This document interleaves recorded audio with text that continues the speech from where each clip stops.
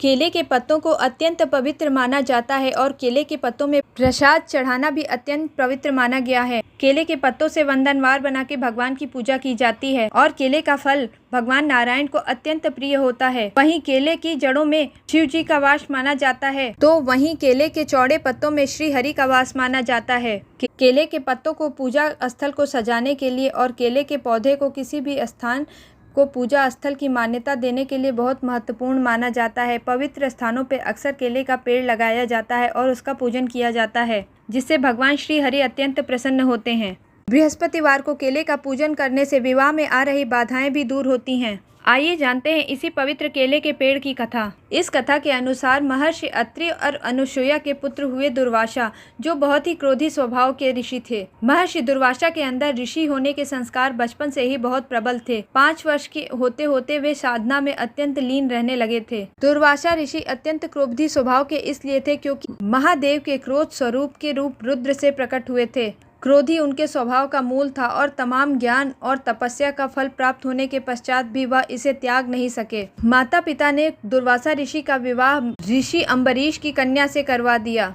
दुर्वासा ने अपने माता पिता की आज्ञा मानकर यह विवाह कर लिया। ऋषि अम्बरीश दुर्वासा की क्रोधाग्नि को जानते थे, इसलिए पुत्री के साथ कोई अनिष्ट न हो इस बात से अत्यंत चिंतित भी थे।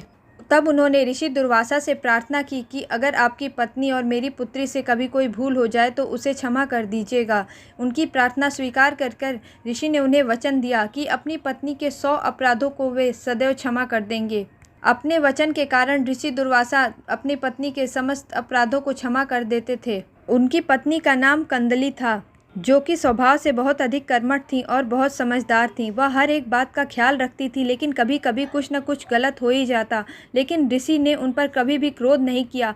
ऐसा होने पर धीरे धीरे कंदली के स्वभाव में भी निश्चिंतता आने लगी। एक दिन ऋषि दुर्वासा कहीं बाहर गए थे और रात्रि में बहुत विलंब से घर लौटे। रात्रि के भोजन के पश्चात वह विश्राम करने के लिए जाने लगे। विश्राम पर जाने से पूर्व उन्होंने अपनी पत्नी कंदली से कहा, मुझे कल ब्रह्म मुहूर्त में जरूर उठा देना। मुझे एक अनुष्ठान संपन्न करना है जो बहुत आवश्यक है। मैं खुद भी जल्दी उठने की कोशिश करूंगा, लेकिन इस समय मैं अत्यधिक थका हुआ हूँ। लेकिन अगर थकान के कारण मेरा उठना संभव न हो तो तुम मुझे अवश्य उठा देना। अगली सुबह कंदली की नींद एक बार ब्रह्म मुहूर्त में खुली तो अवश्य, लेकिन उस समय उनके ऊपर बहुत अधिक आलस हावी हो रहा था और वह ना ही स्वयं उठी और ना ही उन्होंने ऋषि को उठाया। सुबह सूर्योदय के बाद जब ऋषि की आंख खुली तो दिन चढ़ाया था। अपना अनुष्ठान न कर पाने के कारण ऋषि दुर्वासा कंदली पर बहुत अधिक क्रोधित हुए और उन्हें भस्म हो जाने का श्राप दे दिया। ऋषि के श्राप का तुरंत असर हुआ और कंदली राख बनकर रह गई।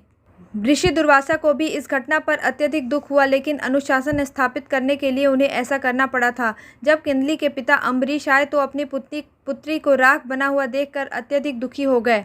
तब दुर्वासा ऋषि ने कंदली की राख को पेड़ में बदल दिया और वरदान दिया, अब से यह हर पूजा व अनुष्ठान का हिस्सा बनेगी। इस तरह से केले के पेड़ का जन्म हुआ। कदली फल यानी केले का फल हर पूजा का प्रसाद बन गया। यही वजह है कि केले के पेड़ की गुरुवार को पूजा होती है और उसके फलों का प्रसाद भगवान को अत्यंत प्रिय होता है और हर गुरुवार को केले के पेड़ की पूजा करना अत्यंत ही शुभ माना गया है। केले के पत्रों से वंदनवार और भगवान का मंडप बनाया जाता है और केले के फलों से भगवान की पूजा की जाती है। हरे कृष्णा, श्री राधे।